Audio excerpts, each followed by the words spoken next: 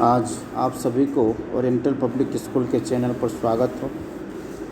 Class 10वीं 10 subject Hindi. आज मैं आप लोगों के सामने इस वीडियो के माध्यम से कक्षा 10वीं हिंदी स्पर्श भाग 2 मीरा के पद मैंने लाइव PDF के माध्यम से पढ़ा चुका हूँ। जो बच्चे अनुपस्थित थे, अगर वो बच्चा इस वीडियो को देख रहा है तो इसमें मैं मीरा के पद के प्रश्न उत्तर को समझा रहा हूँ इस वीडियो के माध्यम से। और प्रश्न उत्तर को अगर समझा जाए तो मीरा के पद को भी समझ लेना आसान हो जाएगा। अर्थात किसी भी चैप्टर के प्रश्न उत्तर को पढ़ने में आपकी उसकी कहानी की जानकारी हो जाती है। तो मैं विशेष रूप से वही कहना चाहूँगा, जो बच्चे अनुपस्थित हैं इस वीडियो को देख रहे हैं, जो अनुपस्थित हैं उसको देखने के लिए अनुरोध करें, ताकि उसका जो क्लास अगर PDF या फिर लाइव मीरा के पद छूट गया हो या मीरा का परिचय छूट गया हो तो इस प्रश्न उत्तर के वीडियो से उसे जानकारी हो जाएगी। तो आपके स्क्रीन पर मीरा के पद स्पर्श भाग 2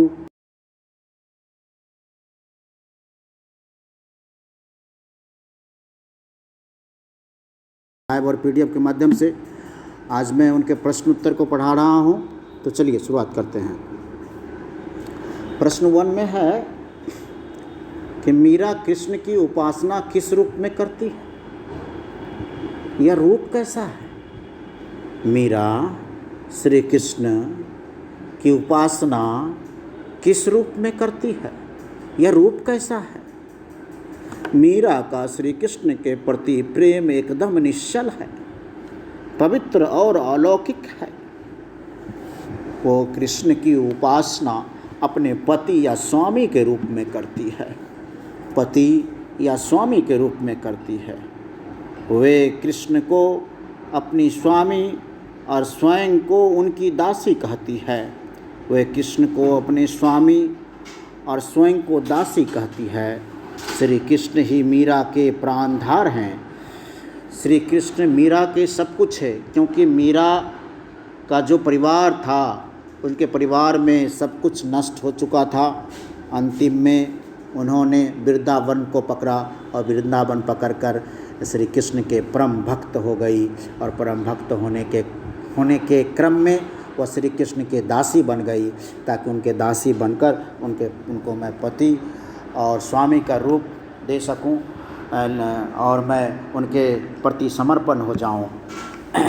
मीरा कहती है कि गोवर्धन पर्वत को अपनी अंगुली से उठाने वाले, अपने सिर पर मोर पंखी का मुकुट धारण वाले श्री कृष्ण का रूप अत्यधिक मनमोहक और मनभावना है, क्योंकि श्री कृष्ण के सिर पर मुकुट और पंख, गले में वैजयंती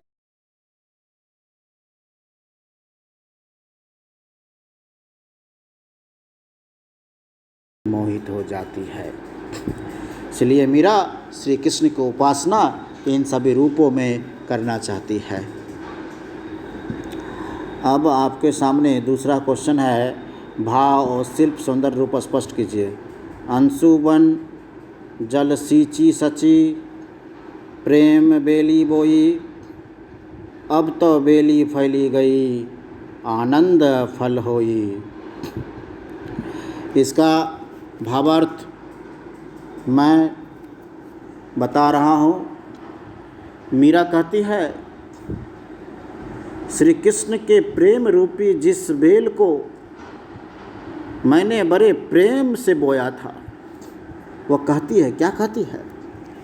मीरा कहती है, श्री कृष्ण के प्रेम रूपी जिस बेल को मैंने बड़े प्रेम से बोया था, और फिर कृष्ण से मिलन की आस में बहने वाले आंसुओं से उसे लगातार सींच कर पल्लवित किया था।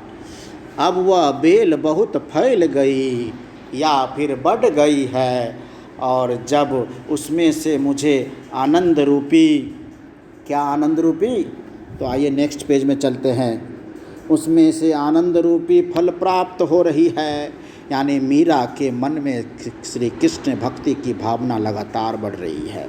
अर्थात मीरा के मन में श्री कृष्ण के प्रति भक्ति भावना का जो आशा है वह अपने अनुसार धीरे धीरे दासी बनकर कर रही है, चाहे वो उनके उपासना करके हो या फिर उनके बगीचे में से फूल तोड़कर उनको चढ़ाकर हो।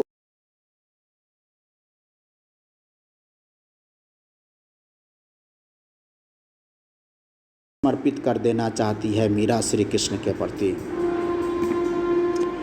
फिर नेक्स्ट शिल्प सौंदर्य है। इन पदों में मीरा का श्री कृष्ण के प्रति पूर्ण समर्पण का भाव दिखाई देता है। जो मीरा का पद है, इन दोनों पद को पढ़ने के बाद पता चलता है कि इन दोनों पद में मीरा श्री कृष्ण के प्रति पूर्ण रूप से समर्पित होना चाहती है। वो कृष्ण को ही अपना सर्वस्व मानती है, वह श्री कृष्ण को ही अपना सर्वस्व मानती है। इन पदों में राजस्थानी ब्रिज भाषा का मिला जुला प्रयोग किया है। ये सभी गए पद हैं। ये सभी क्या हैं?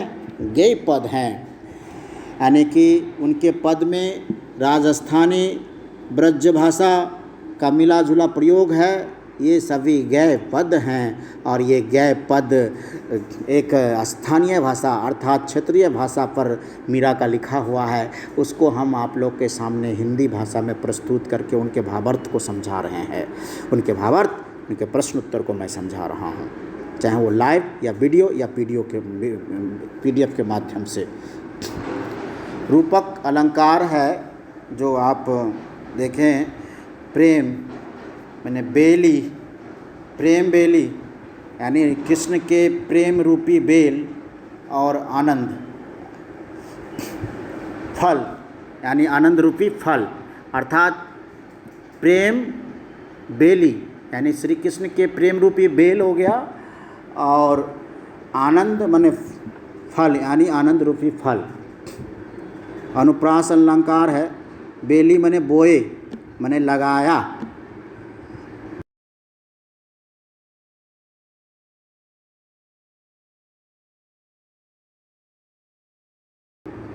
जिस तरह से आप कोई चीज़ लगाते हो तो उससे फल प्राप्त होता है, उसी तरह से मीरा श्री कृष्ण के प्रति समर्पित होती है और श्री कृष्ण को वो पाना चाहती है, अर्थात दर्शन पाना चाहती है। अब हम आगे आएंगे, उसके एक और हैं। दूध की मथनियाँ बड़े प्रेम से मिलइयो, दधी मथी धृत गाढ़ी लियो, डारी दही छोई। मीरा जी कहती है कि जिस प्रकार दही को मथकर उसमें से घी निकाल लिया जाता है और छाछ को छोड़ दिया जाता है, ठीक उसी प्रकार मैंने भी श्री कृष्ण के प्रेम रूपी दही को अपनी भक्ति रूपी मथानी से अपने मन में ले लिया। मीरा का उनके प्रति जो श्रद्धा और समर्पण और शुद्धता जो है वो हम लोग के मन में भी होना चाहिए, क्योंकि मन में जिसके प्रति विश्वास और आश्रय हो जाता है वह चीज़ उसके लिए प्रेरित हो जाता है, वह चीज़ उसके लिए बड़ा मनमोहक हो जाता है। उस चीज़ को पाने के लिए हम लगातार परिश्रम करते हैं और परिश्रम करने से वो चीज़ एक ना एक दिन हासिल हो जाता है। जिस तरह से अच्छे रिजल्ट करने के लिए मुझे परिश्रम करना पड़ता है, परिश्रम करने के बाद लास्ट में मुझे फल आशा करते हैं कि अच्छा ही मिलता है, उसी तरह से हर प्लेटफॉर्म पर है, चाहे वो भक्ति हो, चाहे वो शिक्षा हो, चाहे वो व्यवसाय हो, चाहे वो रिजल्ट हो, चाहे वो राजनीति हो, किसी भी प्लेटफॉर्म पर अगर आप मेहनत करेंगे तो वो फल ज़रूर मिलेंगे।